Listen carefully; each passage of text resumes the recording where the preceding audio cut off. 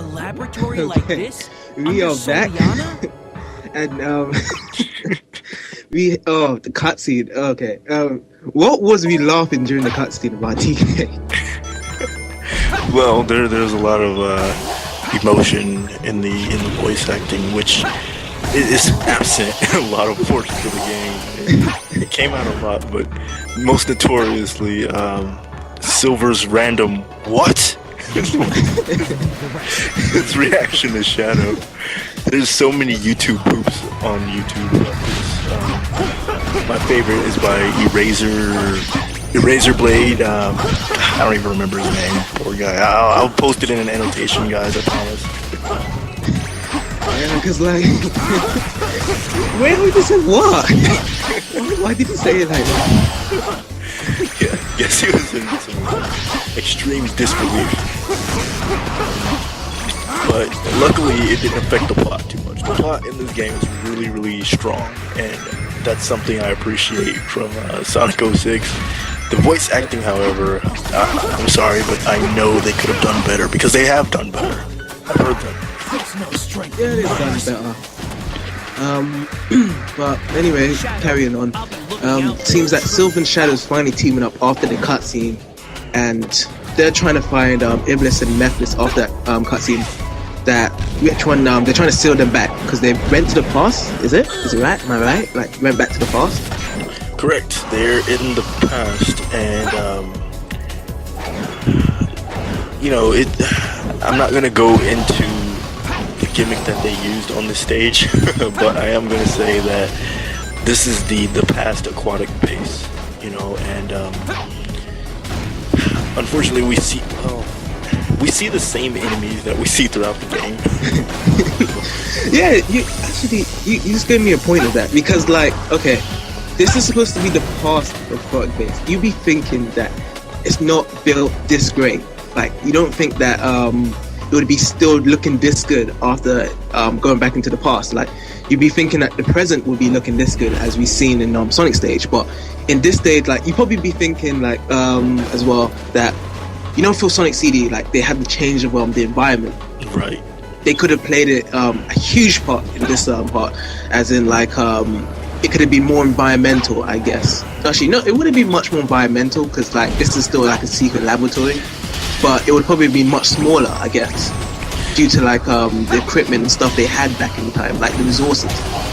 That is a very good point. We could have seen maybe some in development kind of thing, kind of like when we went to the Ark and we saw in Sonic Adventure 2 where we saw the chaos experiments. Maybe something like that where we see experimental enemies or robots or experiments, but most importantly, this is Iblis's first time being exposed. So the flame enemies in this stage, maybe they could, maybe be bigger or better or different, or maybe not have that armor that they have on them, maybe just be pure fire and flames and harder to attack. But we're seeing the same enemies that we see throughout the game. Oh yeah, very true. Yeah, like they could have done with more experiments and show that like we are in the past. Like, yo, I'm Silver. I'm back in the past. I'm trying to save my future. Like, something like that. Like, it would have been much more satisfying to feel that. Yeah, they could have added a ton to the level design also to make it feel like you're in the past. And this is Silver's second time going back into the past, so he's even further into the past. He should be feeling a little out of place.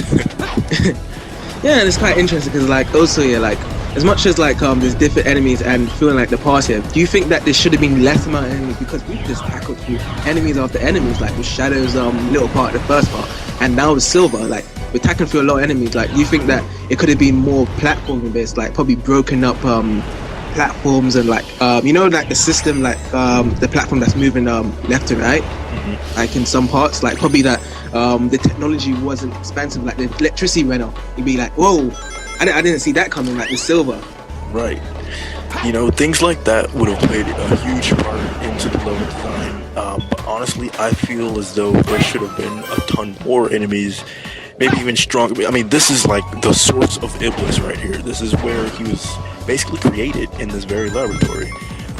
The monsters maybe should be underdeveloped, but or just something that's a little different than us seeing the same monsters that we see from the other stages. Maybe it could be a monster with a gimp. It's not fully developed yet. It's Iblis is designing the monsters and the enemies still, while he's brand new. Yeah, definitely agree with that. And that, like, another, like, to actually point out another example, like, as for environmental change, I was just thinking recently about Carnival Night Zone for Sonic 3. And when Knuckles turns off the lights for Sonic, right? And Sonic has to find his way back in Act 2, like back up and trying to switch the light on. Like, it's them little things can make what made Sonic games like really unique, like with the environment and the level design.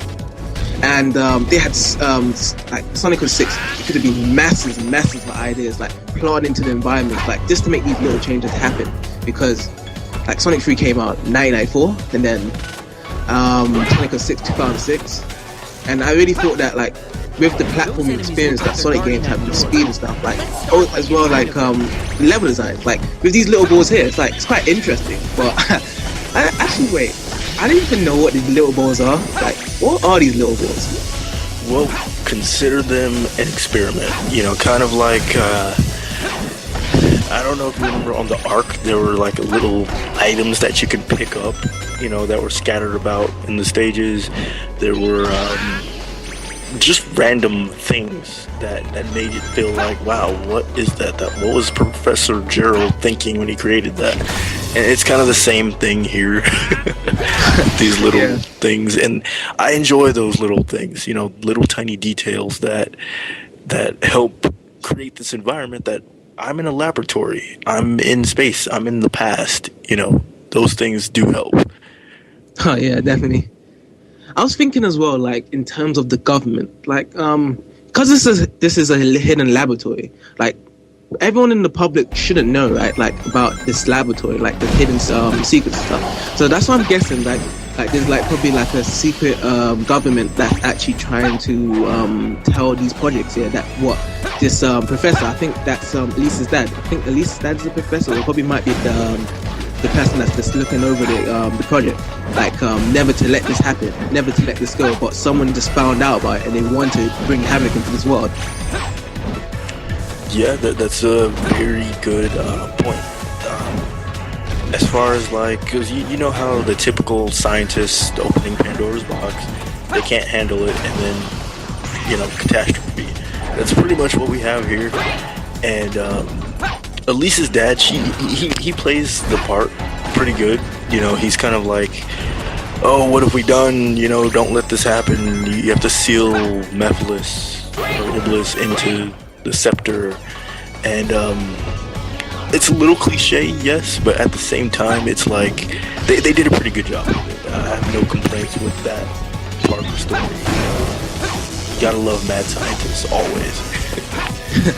Yeah, like he only has one solution to the problem, as that he actually puts the actual Iblis revival in Elise.